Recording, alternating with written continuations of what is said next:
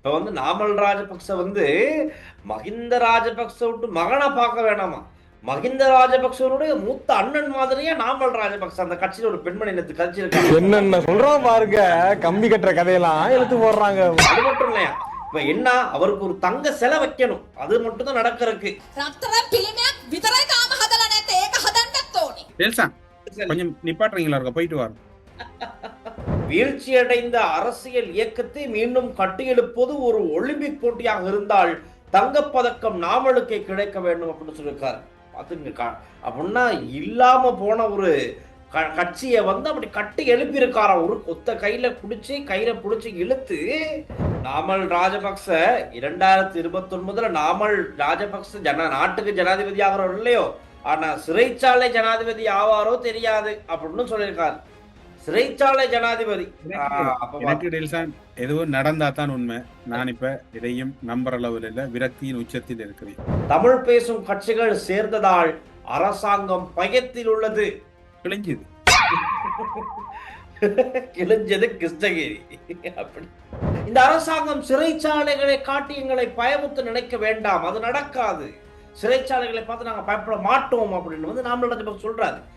அவருக்கு விஷயம் தெரியும், ஏதோ ஒண்ணு முன்னுக்கு நடக்க போகுது.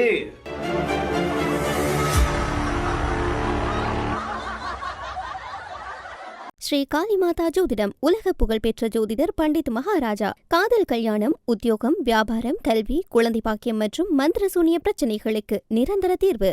ஹலோ அண்ணா, வணக்கம். வணக்கம் வணக்கம் வணக்கம். சொல்லுங்க, என்ன கதை? இன்னைக்கு காலையிலே ஒரு துயர சம்பவம் ஒன்று பதிவாகி இருக்கு. ஓமாகாமா பக்கத்துல இருந்து ஓமாகாமா ஹெல்மெட் தொழிற்சாலை ஒன்று, அது தீப்பிடிச்சு எரிஞ்சு தீ விபத்தினால 5 பேர் உயிரிழந்திருக்காங்க. இன்னைக்கு காலையிலே ஒரு 9-10 மணிக்கு இடைப்பட்ட காலப்பகுதியில் பதிவான ஒரு துயர செய்தி அது. அவங்களுக்கு வெளியில வந்து கொள்ள முடியல. ஒரு எலக்ட்ரிக் ஷோக், ஒரு மின் கசிவு காரணமாக ஏற்பட்ட தீ விபத்து தான் சொல்லப்படுது. அங்க அந்த டின்னர்லாம் அதிகமாக வச்சிருப்பாங்க தானே ஹெல்மெட்ஸ் கம்பெனியில். அந்த மேலே ஃபேனில் ஒரு இருந்த லீக் வந்து அது வந்து அப்படியே கசிவுப்பட்டு டின்னர் பற்றி எரிஞ்சு டோட்டலாகவே பற்றி எரிஞ்சு ஒரே பிரச்சனை ஆகிருச்சு. 5 பேர் உயிரிழந்திருக்காங்க. அதான் இன்னைக்கு காலையிலே பதிவான ஒரு துயர சம்பவமா இருக்கு. அதே நேரம் டெல்சான், அந்த வர்த்தகர்கள் சம்பந்தமா இது ஒரு கதை ஒன்று ஓடிக்கொண்டிருக்குது சமூக வலைத்தளங்கள். நேற்று லலித் கொத்தலாவலையில புகைப்படங்களும் ஒரு சிங்கள பதிவு ஒன்று உங்களுக்கு நான் அனுப்பினேன், வாசிக்க தெரியாது சிங்களம். அப்ப என்ன அந்த வர்த்தகர்கள், நீங்க சொன்னது மிக மிக முக்கியமான ஒரு துயர சம்பவம். அதோட இன்னும் ஒரு துயர சம்பவம் இருக்குது. திருச்சி முகாமில் அங்க இருக்கக்கூடிய உறவுகளும் எங்கள்கிட்ட தங்களோட நிலைமைகளை வெளிப்படுத்த சொல்லி கேட்டிருந்தாங்க. அதற்கு முதல் இதுக்கு வாரண்டில் சார், வர்த்தக விவகாரம். வர்த்தகர்கள் சம்பந்தம் அண்மையில வந்து ஒரு சிங்கள வர்த்தகர் பேர் போன ஒரு நிறுவனம், ஹவுஸ் ஆஃப் ஃபேஷன், அந்த நிறுவனத்தின் உரிமையாளர் ரைட், அவர் வந்து கைது செய்யப்பட்டு இப்போ விசாரணைக்கு உட்படுத்தப்பட்டிருக்காரு. ஏதோ ஒரு ஊழல் மோசடி நடந்திருக்கு. அதனால இப்ப என்ன சொல்ல தொடங்கிட்டாங்க அப்படின்னு சொன்னா, அந்த ராஜபக்சக்களுடைய சில்லறைகள் எல்லாம் கொத்தடிமைகள் அவங்களாம் என்ன ஸ்டார்ட் பண்ணிட்டாங்கன்னு சொன்னா, இதோ சிங்கள வர்த்தகர்கள் வந்து பழி வாங்கப்படுகின்றார்கள், சிங்கள வர்த்தகர்களை வந்து இவங்க வந்து பிசினஸ் செய்ய விடுறாங்கல்ல. பிடிச்சது ஒரே ஒரு ஆளத்தான், ஒரே ஒருத்தர் தான். இப்ப ஏதோ ஊழல் மோசடி சம்பந்தமா உள்ள பிடிபட்டிருக்கு. ஏதோ ஒட்டுமொத்த சிங்கள பிசினஸ் மேனே கட்டி போட்டு எடுத்து வச்சு ஐயோ வதப்படுத்துற மாதிரி தான் இப்ப இவங்களுக்கெல்லாம் அது வந்து அப்படி மக்கள் மத்தியில சொல்லிக்கிட்டு இருக்காங்க.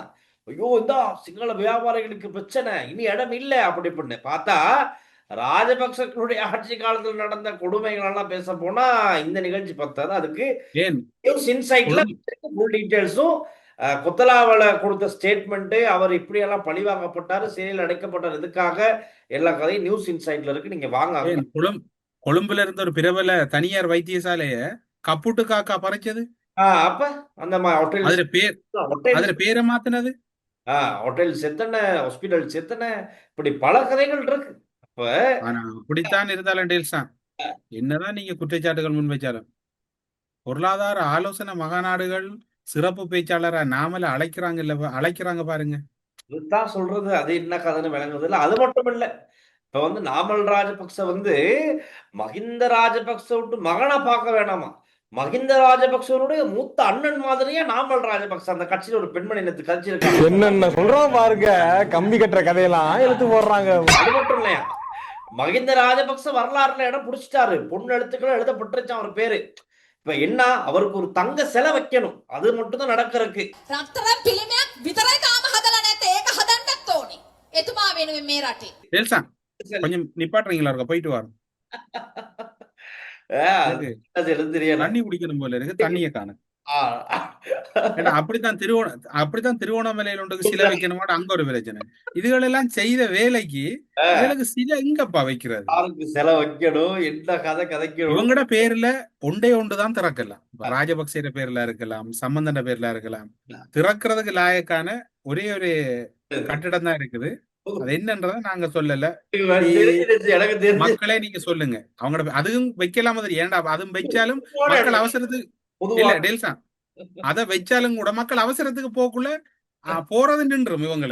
இவங்களோட பேரை வச்சு அதுல அதையும் கட்டுனா என்னன்றத மக்களே முடியும். ஏன்னா இவங்க அவ்வளவு சேவை செய்திருக்கிறாங்க இந்த நாட்டுக்கு. மஹிந்த ராஜபக்ச செய்த சேவை மாதிரி ஒன்றும் இல்ல. சம்பந்தம் தமிழ் மக்களுக்கு பெற்றுக் கொடுத்த உரிமை மாதிரி ஒட்டு தரும் இல்லன்னு.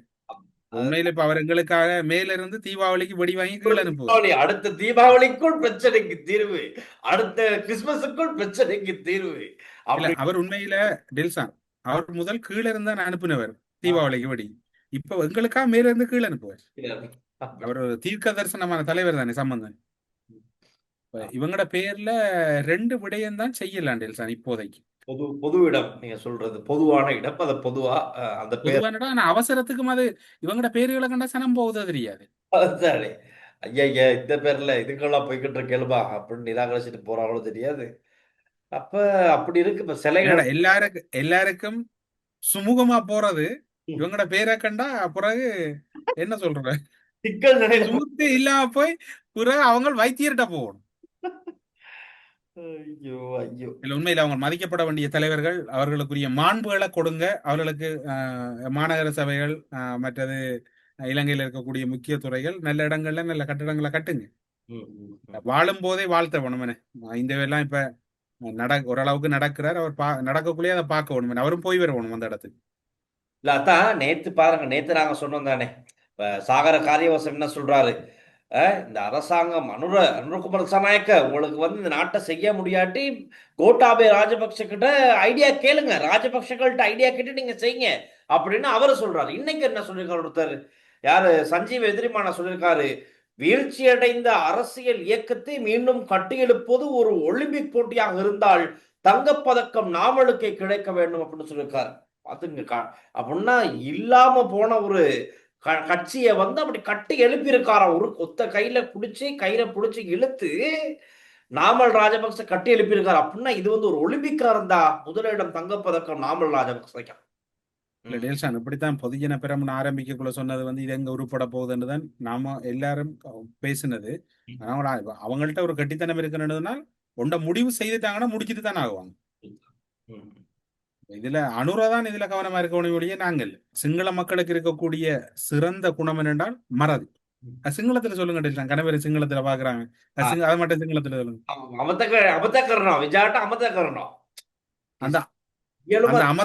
அந்த அமத்து கனவா இருக்கிறதால இந்த கனவாக்கள் வேற அதுதான் கனவா சூரா எல்லாம் வரும். 2029 ஜனாதிபதி தேர்தல் ஒருவேளை நடந்தால் நீங்க பையன்டா பாருங்க, சஜித் பிரேமதாச சீன்ல இருக்காது. ஒன்றில் நாமல் ஜனாதிபதி அல்லது நாமல் 2வது பேர், அவ்வளவுதான். இப்படி சொல்றீங்க, உங்களுக்கு பதில் கிடைச்சிருக்குது இப்பே தாரேன்னா. அனுர அரசாங்கத்துல பிரதி அமைச்சர் ருவான் ரணசிங்க எப்படி சொல்றாரு, நாமல் ராஜபக்ச 2029 நாமல் ராஜபக்ச நாட்டுக்கு ஜனாதிபதி ஆகிறோம் இல்லையோ, ஆனா சிறைச்சாலை ஜனாதிபதி ஆவாரோ தெரியாது அப்படின்னு சொல்லியிருக்காரு. சிறைச்சாலை ஜனாதிபதி.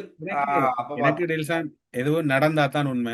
நான் இப்ப இதையும் நம்புற அளவில் இல்ல, விரக்தியின் உச்சத்தில் இருக்கிறேன்.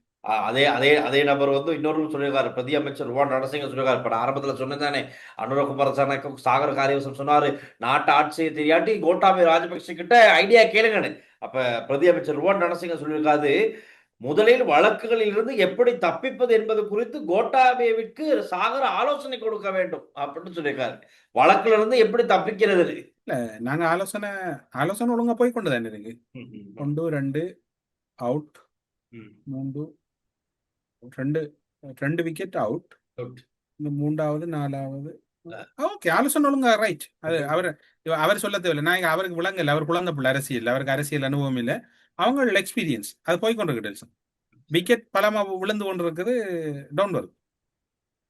இன்னுமே நான் குறைஞ்ச இன்னும் ஒரு 1-2 இன்னொரு 8 விக்கெட் விழுந்தா மேட்ச் வின். சீன நாட்டு பிரஜை ஒருவரிடமிருந்து 2 கோடி 20 மில்லியன் பணத்தை கொள்ளையடித்த சம்பவம் தொடர்பாக முன்னாள் ராஜாங்க அமைச்சர் சாந்த பண்டாராவின் மகன் ஒருவர் கொல்லுப்பட்டி போலீசாரால் கைது செய்யப்பட்டுள்ளார். வெளிநாட்டவர் ஒருவரிடம் இருந்த இந்த பெருந்தொகை பணத்தை கொள்ளையிட்டதாக கூறப்படும் குற்றச்சாட்டிலேயே இவர் கைது செய்யப்பட்டார். கைது செய்யப்பட்ட சந்தேக நபர் சாந்த பண்டாரையிற மகன். அவரும் ஒரு தெரிவார். அரசியல்வாதிகள மக்கள் எல்லாம் வேற லெவல் கேம்காரர்கள் தான், விளையாட்டு வீரர்கள். ஆனா இப்ப அண்மையில தமிழ் கூட்டணி, தமிழ் பேசும் எதிர்கட்சிகள் இருக்கவங்களும் ஒன்னும் சேர்ந்து ஒரு பொது மேடை அமைச்சாங்க தானே. அது சம்பந்தமா இன்னைக்கு பார்லிமெண்ட்ல இப்படி ஒரு விஷயம் பேசப்பட்டுச்சு. பார்லிமெண்ட் உறுப்பினர் இப்படி சொல்றாரு, தமிழ் பேசும் கட்சிகள் சேர்ந்ததால் அரசாங்கம் பயத்தில் உள்ளது. மூவின மக்களும் ஒன்னு சேர்ந்து இப்ப இந்த அரசாங்கத்துக்கு பிரச்சனைகளை சுட்டி காட்ட போகிற நேரம் அரசாங்கம் பயப்படுது. நாங்கள் சேர்ந்தால் தமிழ் பேசும் மக்களுக்கு நன்மைத்தான் கிடைக்கும். கிழிஞ்சது கிழிஞ்சது கிருஷ்ணகிரி. அப்படி இன்றைக்கு ஊடறுப்புல கலந்து கொண்ட மூத்த நிர்வாக அதிகாரி செல்வின் அவர்கள் சொல்றார், கதிரைகள் இல்லாதால கதிரைகளை தேடி அலையிற கூட்டணி தான் அதண்டா ஒரு குற்றச்சாட்டம் முன்வைக்கும். நான் சொல்லல, மூத்த நிர்வாக சிவில் சமூக செயற்பாட்டாளர் செல்ரின் அவர்கள். நான் நினைக்கிறேன் அந்த செவ்வி இன்றைக்கு வராது, நாளைக்கு எதிர்பார்க்கலாம். அவர் சொல்றார், அவர்களுக்கான ஒரு அங்கீகாரத்தை இந்த அரசாங்கம் கொடுக்கும் என்று சொன்னால் அவர்கள் எல்லாம் அமைதியா இருந்துருவாங்கன்னு சொல்றாரு. அப்படி என்றா அந்த குறித்த நாடாளுமன்றத்துல சொன்ன கருத்துக்கு நான் ஒரு கருத்து வைக்கிறேன். 75% மக்கள் ஆதரவு டயட் உணவு கட்டுப்பாடு பின்பற்றுவருடன் தான் அரசாங்கம் கணக்கெடுப்பு நடத்தி இருக்கு. அவருக்கு சாப்பிடாம இருக்கவங்கள்ட்ட தான் அந்த கணக்கெடுப்பு நடத்தப்பட்டிருக்குமா. இவங்களுக்கு ஏத்துக்கல தானே, நார்மல் லிஸ்ட் பேரே அந்த லிஸ்ட்ல இல்ல. நான் அதை பார்க்கல, முத்தம் கொடுக்குற ஆளாருன்னு பாத்தீங்களா? அவரு யாரு? ஒரு முஸ்லீம் சகோதரர் ஒரு ஆள் தான் அவரை கட்டிப்பிடிச்சு முத்தம் கொடுக்குறாரு. ஆமா ஆமா. கோட்டாபாய ராஜபக்ச ஜனாதிபதி ஆகிறக்குள்ளே முஸ்லீம் ஏரியாக்கெல்லாம் கணிசமான வாக்கு விடுங்க. ஞாபகம் இருக்கு அவங்களுக்கு? ஆமா, அவரையும் ஆதரிச்சு அவருக்கும் வாக்கு கொடுத்து. அந்த முஸ்லீம் மக்கள் நிரந்தரமா ஒருவருக்கு வாக்களிக்கல. ஆனா அதேதான் கோவிட்ல அதே அப்படியே ரொட்டேட் ஆகி திரும்பி யூட்டர்ன் ஆகிருச்சு. கோவிட்ல நடந்த ஜனாசாக்கள் தகவலுக்கு தான் டெல்சான். இன்னும் ஒரு தகவலும் பார்த்திருப்பீங்க டெல்சான், ஏர்பஸ் கொடுக்கல் வாங்கல் விசாரணை நடவடிக்கைகளுக்காக நீங்க நேற்று சொல்லியிருந்தீங்க, குற்றத்தடுப்பு புலனாய்வு பிரிவினுடைய அதிகாரிகள் ஆஸ்திரேலியாவுக்கு சென்று குறித்த சிலரை அழைச்சி வர்றது அல்ல விசாரணை செய்யறது தொடர்பாக சொல்லியிருந்தீங்க. லஞ்ச ஊழல் ஆணைக்குழு ஆஸ்திரேலியாவுக்கு பிரதான சந்தேக நபர்கள் ஒருவரான நிமல் பெரேரா வாழ்வதும் ஆஸ்திரேலியா. அப்ப அவரை வர்ற மனைவி, இறந்தவர்ற மனைவியும் ஆஸ்திரேலியாவெல்லாம் பாடுறாங்க, நிமல் பெரேராவும் ஆஸ்திரேலியாவெல்லாம் பாடுறாங்க. ஏர்பஸ் கொடுக்கல் வாங்கல் விவகாரம். சரியா? இந்த ஏறாவூர் நகரசபை பக்கம் ஒரு வீடியோ ஒன்று வந்திருக்கு. அது பாத்தீங்கன்னா ஒரு பெண் உறுப்பினர் சொல்றாங்க, அடிப்பெண் பாதனியை கலற்றி அடிப்பேன் அவங்க ஸ்டைல சொல்றாங்க. அந்த வீடியோ கொஞ்சம் வைரல் ஆகுது. யாரு இவருன்னு கொஞ்சம் பேர் விவரம் தெரியல. அந்த வீடியோ பார்ப்போம்.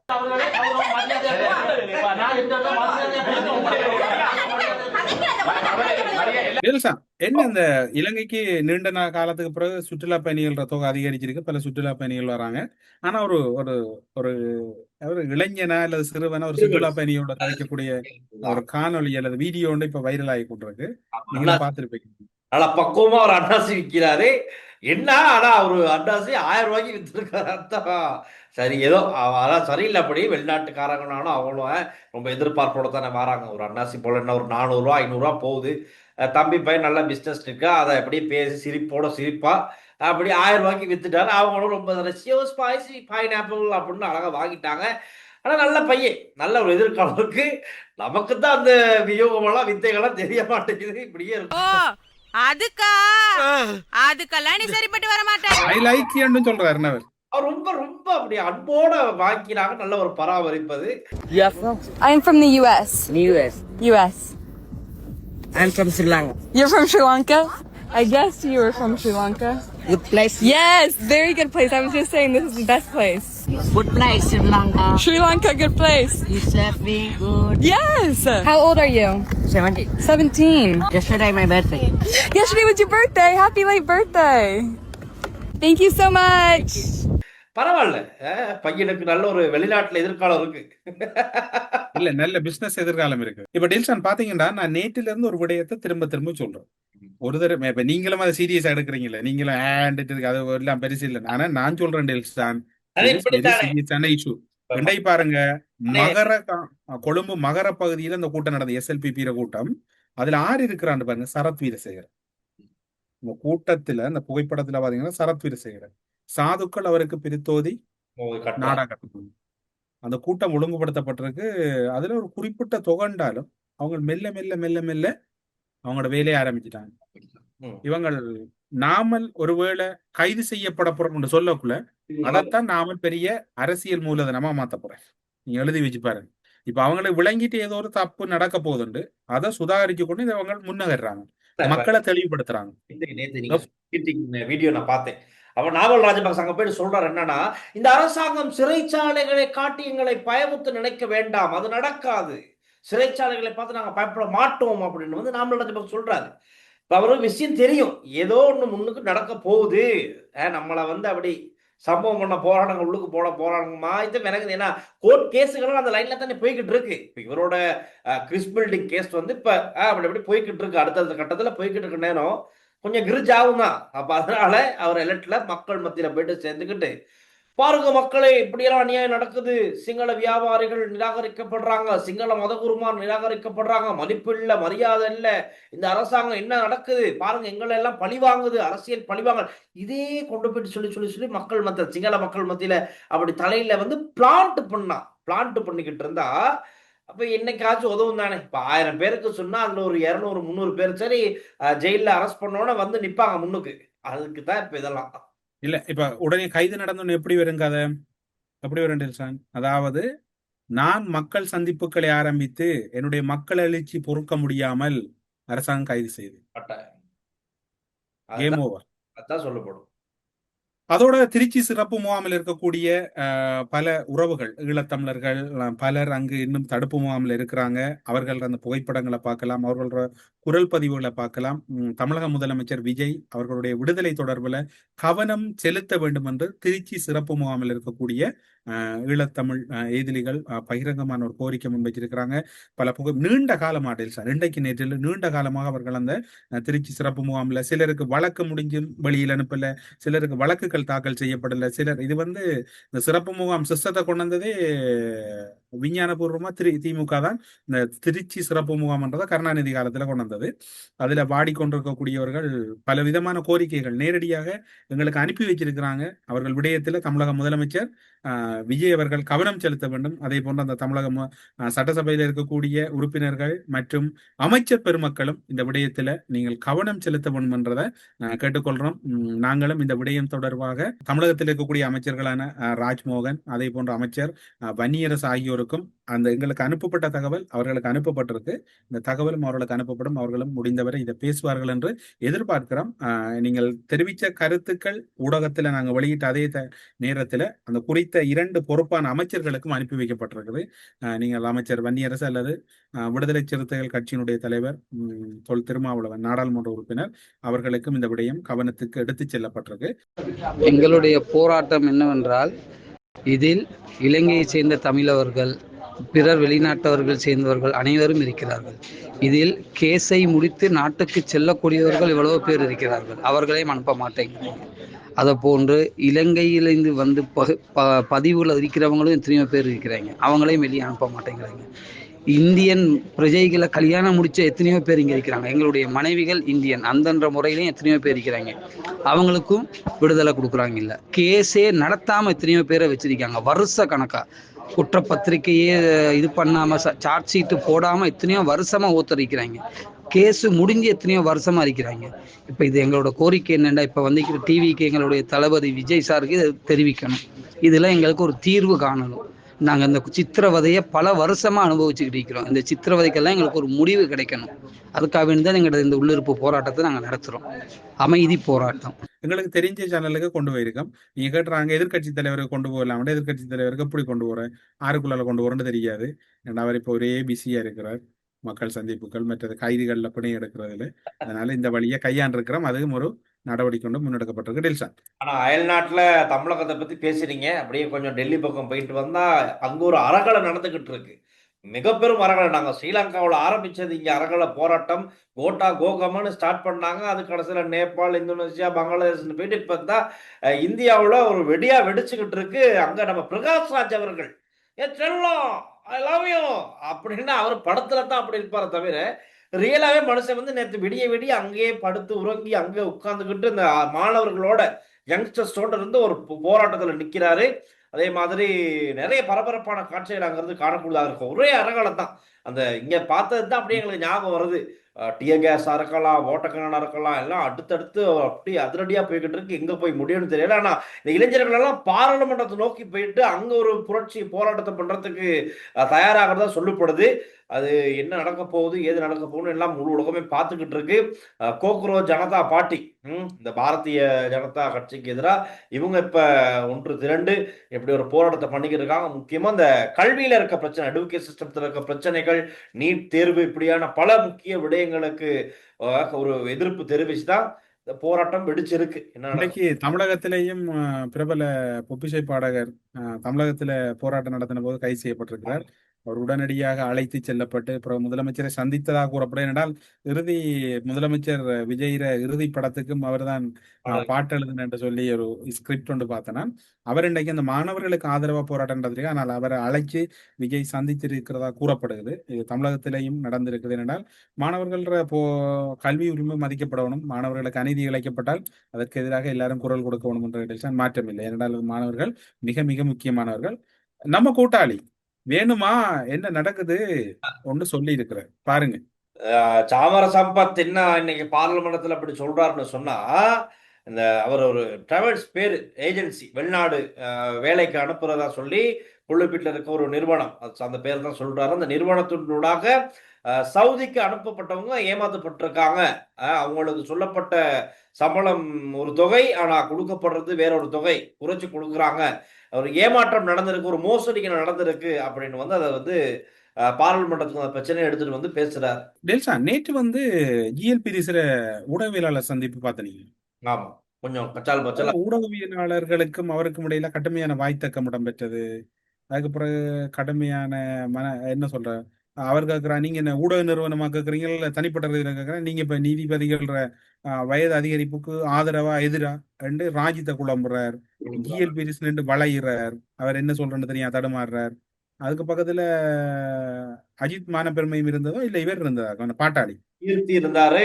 மத்தது கீர்த்தி சென்னகோன் அப்படி இருந்தாரு, முன்னாள் ஆளுநர் நினைக்கிறேன். சுரேன் இருந்தார், சுரேன் ராகவன் இருந்தாரு. மத்தது நம்ம இன்றைக்கு வருவாரு சிராஸ் யூனுஸ் அவர்கள் இருந்தாரு. அப்படின்னா இருந்து என்னன்னா இவங்க வந்து நேற்று பிரஸ் மீட்ல வலியுறுத்தினது வந்து நீதிபதி, எனக்கு அந்த நீதிபதிகள வயது எல்லை அதிகரிக்கிறதுல வந்து யாருக்கும் உடன்பாடு இல்லை, அதுல மாற்றம் இல்லை. அது வந்து உண்மையில ஒரு நீதித்துறை மீது சவாலுக்கு உட்படுத்துற வேலை, அதுல மாற்றம் இல்லை. ஆனா அந்த ஊடகவியலாளர் கேள்வியில பிழை இல்லை. அவர் கேட்ட கேள்வி வந்து ராஜபக்ச காலத்துல நீங்க வெளிநாட்டு அமைச்சரா நீங்க இருக்கும் போது தான் ஷிராணி பண்டர்நாயக் அவர்களுக்கு வந்து என்ன செஞ்சீங்க, உங்க அரசாங்கத்துல நீங்க என்ன செஞ்சீங்க, அப்போ உங்க அரசாங்கத்துல நடந்ததெல்லாம் அதெல்லாம் பேச மாட்டீங்க. இப்ப இந்த வயது எல்லையை நீடிக்கிறதுக்கு பேச்சுவார்த்தை நடந்துகிட்டு இருக்கிறது வந்து உங்களுக்கு இவ்வளவு பெருசா பேசுறீங்களே, இவ்வளவு பெரிய பூதாகரமாக்குறீங்களே, அப்ப உங்க காலத்துல நடந்ததெல்லாம் பேச மாட்டீங்களான்னு கேட்டுவிட்டார். கோபம் வருமா வராதா, என்ன செய்ய? அதுக்கு அவர் என்ன சொல்றாரு உடனே ஜிஎல், அதானே மானமிக மாயத்தன, அதாவது யூஎன்ல எல்லாம் எங்களுக்கு கடும் பிரஷர், எனக்கு தெரியும், நான் இவர்கிட்ட கேள்வி கேட்க போறேன். என்ன சொன்னாருன்னு தெரியுமா? அதுக்கெல்லாம் உங்களுக்கு எல்லாம் பதில் சொல்ல இயலாது, ஒரே போக்கு. அந்நேரம் ரவிநாத் ஆரிய சிங்க ஐநாட வதிவிட பிரதிநிதியா இருந்தவர். அப்ப அவர் என்ன கமன்ன புத்தாவை இதோ என்ன சொல்ல தராவண்டியப்பா புத்தா என்ன ஒன்று சொல்லி போட்டு அவர் போனார். ஆறு ரவிநாத் ஆரிய சிங் ரவீன் அவர் எல்லாரோடையும் இப்ப அவர் இந்த டிப்ளமேட் சர்வீஸ்ல இருந்து போயிட்டார். அந்நேரம் ஜிஎல் எல்லாம் பதில் சொல்லலன்னு இல்ல, நீதிபதிகளோட வயதில் அதிகரிக்கிறதுல உடன்பட இல்லாது, அதுல மாற்றம் இல்லை, அது உண்மையில அனுமதிக்க இயலாது. ஆனா நீதிபதிகளோட வயதிலே அதிகரிச்சா இன்றைக்கு ஒரு ஆள் சொல்லி இருக்கிறார், தான் நாடாளுமன்ற பதவியை ராஜினாமா பண்ணுவேன். சுஜீவ சேனசிங்க அவருக்கெல்லாம் அம்மா. ஓகேண்ணா, அப்ப நான் கமெண்ட்ஸை பாப்பேனா? யாரை தூக்கி உள்ளுக்குள் போடுவார்களோ இல்லையோ நீங்கள் இருவரும் கவனம். அவர்கள் ஆட்சிக்கு வந்தால் ஆப்புத்தான், என்ன செய்கிறது.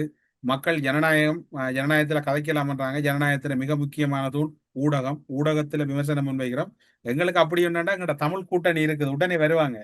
அண்ணன் மனோகணேசன் வருவார், அண்ணன் சுமந்திரன் வருவார். ஆடில் சார். ஆமா ஆமா ஆ?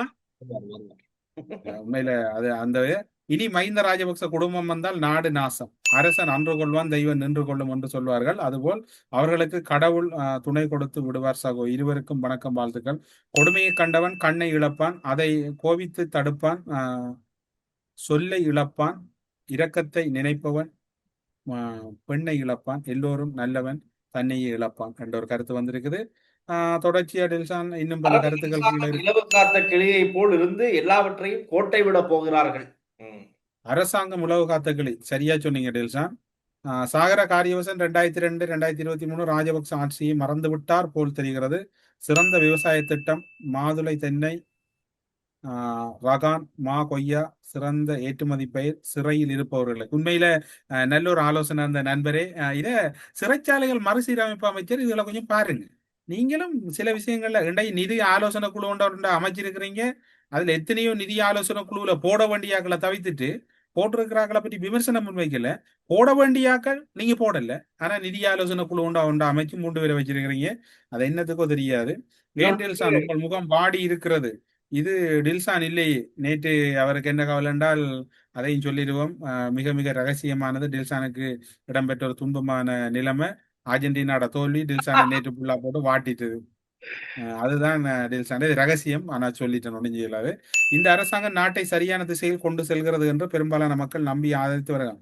அப்படியா இருக்கு. எதிர்கட்சியுள்ள சில தேசிய பட்டியல் பாராளுமன்ற உறுப்பினர்கள் ஏன் இவ்வளவு பதட்டத்துடன் தொடர்ந்து கூச்சலிட்டு விமர்சித்து வருகிறார்கள்? மக்கள் தீர்ப்பை ஏற்றுக்கொள்ளாமல் அரசியல் செய்வதில் என்ன பயன்?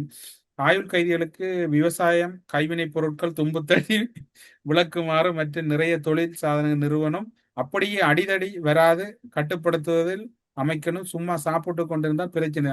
உண்மையில சிறை செய்திகள் விடயத்தை டிஜிட்டா நாங்க நாளைக்கு ஒருக்கா தனி டாபிக் எடுக்கணும். நாளைக்கு ஒருக்கா பார்த்துட்டோம் என்னென்ன தொழில் வாய்ப்பு செய்யலாண்டு. தொழில் அமைச்சும் சிறைச்சாலைகள் மறுசீரமைப்பு அமைச்சும் மற்ற நீதி அமைச்சும் இணைஞ்சு இந்த விடயத்துல ஒரு பொதுவான ஒரு ப்ரோக்ராம் கிரியேட் பண்ணுவோம். அப்படி என்றா டில்சன் சாப்பிட்டு ஒரு இடத்துல இருந்தா உங்களுக்கு ஒரு மனநிலை பாதிப்பு இருந்தானே. இந்தியாவில எல்லாம் பாத்தீங்கன்னா சில சிறைச்சாலைகள்ல பயிர் தோட்டங்கள் செய்கிறாங்க. ஆனா ஒரு விஷயம் நான் பார்த்திருக்கேன். வெலிக்கடை சிறைச்சாலை இருக்கு தெரியுமா? வெலிக்கடை சிறைச்சாலையில அந்த பிரிசனுக்கு பக்கத்திலேயே ஒரு ஸ்டோர் இருக்கு. அந்த ஸ்டோர் இந்த சிறை கைதிகள் அவங்க உள்ளுக்கு இருந்து செய்யற ஒவ்வொரு வேலைகளால உருவாக்கப்பட்டது அப்படின்னு சொல்லி விற்கிறாங்க. வெலிக்கடை பிரிசன் நான் பார்த்திருக்கேன். அந்த பகுதியான நான் போயிட்டு வரும்போது அந்த கடை ஒன்று இருக்கு. மற்றது சிற்றுண்டிச்சாலை ஒன்று இருக்கு. உள்ளுக்கு இருந்து அவங்க செய்யற உணவு வகைகளா அப்படி போட்டிருக்காங்க. அதே மாதிரி கைவினை பொருட்கள், அந்த இடியாப்ப தட்டு, அதெல்லாம் அங்க இருக்கு. நான் பார்த்திருக்கேன். பிரிசன் வெலிக்கடை இருக்கு. இது ஏனி சிறைச்சாலைகளும் இருக்குமாங்கிறத கொஞ்சம் தேடி பார்க்கணும். அப்படி எல்லாத்திலையும் கொண்டு வந்து இலங்கையில பெரும்பாலான விவசாய உற்பத்திகளை ஈடு செய்யக்கூடியவையில சிறைச்சாலையில் இருக்கக்கூடிய கைதிகளை பயன்படுது.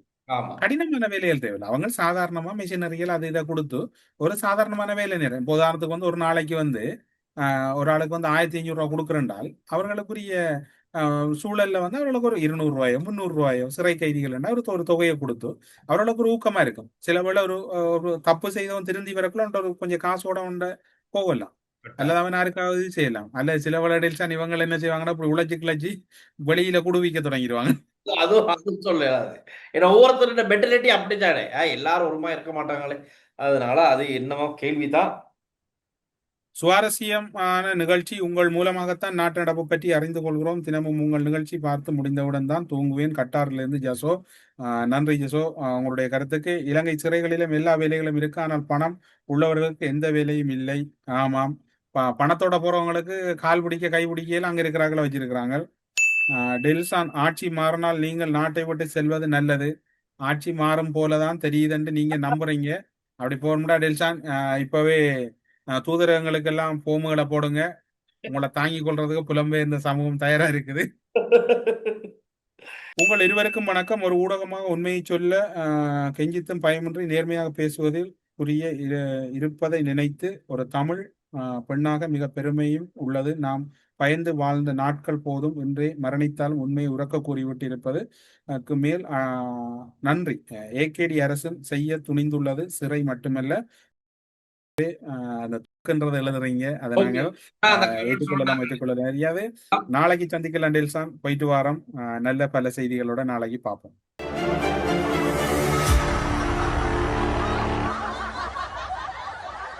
ஸ்ரீ காளிமாதா ஜோதிடம் உலக புகழ்பெற்ற ஜோதிடர் பண்டித் மகாராஜா. காதல், கல்யாணம், உத்தியோகம், வியாபாரம், கல்வி, குழந்தை பாக்கியம் மற்றும் மந்திர சூனிய பிரச்சனைகளுக்கு நிரந்தர தீர்வு.